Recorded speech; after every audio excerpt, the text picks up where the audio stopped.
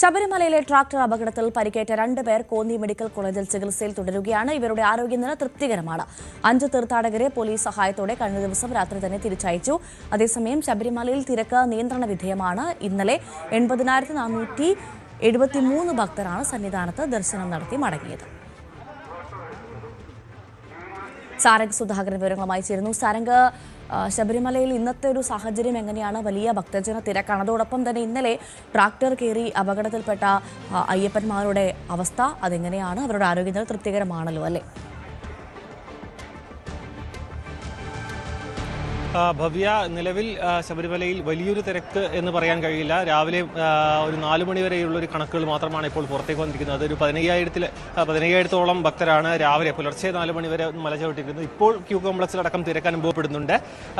കഴിഞ്ഞ ദിവസത്തെ അപകടത്തിന്റെ കാര്യം നോക്കുകയാണെന്നുണ്ടെങ്കിൽ 2 പേർ, അതായത് ഗുരുതരമായി പരിക്കേറ്റ, അതായത് ഇടുപ്പലിനും പിന്നെ വാരിയലിനും പരിക്കേറ്റ 2 പേർ ഇവിടെ കോന്നി മെഡിക്കൽ കോളേജിൽ തന്നെ ചികിത്സയിൽ തുടരുകയാണ്. അവർക്ക് കൂടുതൽ വൈദ്യസഹായം ലഭിക്കേണ്ടതുണ്ട്. മാത്രമല്ല അവർക്ക് പെട്ടെന്ന് യാത്ര ചെയ്ത് വീട്ടിലേക്ക് കൊണ്ടുപോകാൻ പറ്റുന്ന ഒരു സാഹചര്യമല്ല നിലവിലുള്ളത്. അതുകൊണ്ട് അവർ ചികിത്സയിൽ തുടരുകയാണെന്നാണ് നമുക്ക് ലഭിക്കുന്ന വിവരം. മറ്റുള്ളവർ, അതായത് ആന്ധ്രാപ്രദേശിൽ നിന്നും തമിഴ്നാട്ടിൽ നിന്നുമുള്ള അയ്യപ്പന്മാരെ, അവർക്ക് നിസ്സാര പരിക്കുകളായിരുന്നു, വലിയ കാര്യമായിട്ടുള്ള പരിക്കുകളില്ലായിരുന്നു. അവരെ കഴിഞ്ഞ ദിവസം തന്നെ 5 പേരെ കഴിഞ്ഞ ദിവസം തന്നെ പോലീസിന്റെ സഹായത്തോടെ വാഹനത്തിൽ ചെങ്ങന്നൂർ റെയിൽവേ സ്റ്റേഷനിലും അവിടെ നിന്ന് നാട്ടിലേക്കും തിരിച്ചയച്ചിരുന്നു. മറ്റുള്ളവർ, അതായത് ഈ ഒരു ചെറിയ കുട്ടിയടക്കമുള്ളവർക്ക് വലിയ ബുദ്ധിമുട്ടില്ല. അവരും അധികം വൈകാതെ മടങ്ങുമെന്നാണ് മനസ്സിലാക്കുന്നത്. പക്ഷേ 2 പേർ ചികിത്സയിൽ തുടരുകയാണ്. നിലവിൽ ശബരിമലയിലെ സാഹചര്യം നോക്കുകയാണെന്നുണ്ടെങ്കിൽ, അതായത് ഈ ഒരു പുൽമേട് വഴി, സത്രം പുൽമേട് വഴിയുള്ള അയ്യപ്പന്മാരുടെ തിരക്ക് വർദ്ധിക്കുന്നുണ്ട്. അതുകൊണ്ട് തന്നെ ആ ഭാഗത്ത് കൂടുതൽ ഫോറസ്റ്റ് ജീവനക്കാരും ഒപ്പം തന്നെ പോലീസിന്റെയും ശക്തമായ നിരീക്ഷണം ഏർപ്പെടുത്തുന്നുണ്ട്. കാരണം കഴിഞ്ഞ കുറച്ച് ദിവസങ്ങൾക്ക് മുൻപ് ഒരു കാട്ടാന ആക്രമണവും വന്യജീവി ശല്യം രൂക്ഷമായിരിക്കുന്ന ഒരു സാഹചര്യമാണ്. അതുകൊണ്ട് തന്നെ ആ ഭാഗത്ത് കൂടുതൽ നിരീക്ഷണം ഏർപ്പെടുത്തുന്നുണ്ട്.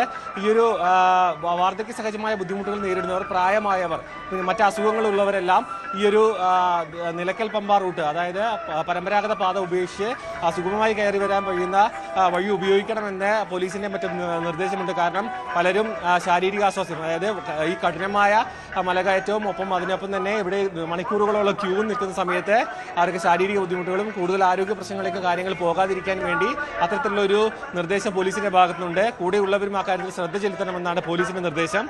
ഇപ്പോൾ ശബരിമല തിരക്ക് തുടരുക തന്നെയാണ്. പക്ഷേ പരമാവധി, അതായത് മിനിറ്റിൽ 80-ലധികം ഭക്തരെ 18-ാം പടി ചവിട്ടിക്കൊണ്ട് പരമാവധി ഭക്തരെ സുഗമമായി തൊഴിയിക്കാനുള്ള ഒരു സൗകര്യം പോലീസും മറ്റ് സേനാ വിഭാഗങ്ങളും ഒരുക്കുന്നുണ്ട്. ഭവ്യ, ശരി. സാരംഗ് സുധാകരനാണ് വിവരങ്ങൾ നൽകിയത്. ദുബായിൽ നടക്കുന്ന 7ാമത് റോൾ ബോൾ ലോകകപ്പിൽ ഇന്ത്യൻ ടീമിലേക്ക് കേരളത്തിൽ നിന്ന് സെലക്ഷൻ നേടി ആൻ മരിയം നെറ്റോ. കൊല്ലം ക്രിസ്തുരാജ് സ്കൂളിലെ +2 വിദ്യാർത്ഥിനിയും കേരളത്തിൽ നിന്ന് സെലക്ഷൻ ലഭിച്ച ഏക വനിതാ താരവുമാണ് ആൻ മരിയം. കൊല്ലം അഡ്വഞ്ചർ സ്പോർട്സ് അക്കാദമിയിലാണ് പരിശീലനം നടത്തിവരുന്നത്. ജില്ലാ ആശുപത്രിയിൽ നഴ്സിംഗ് ഓഫീസറായ റീന റാണിയുടെയും അഡ്വഞ്ചർ സ്പോർട്സ് അക്കാദമി കോച്ചായ ടോണി നെറ്റോയുടെയും മകളാണ് ആൻ. ആനിന് എല്ലാവിധ ആശംസകളും.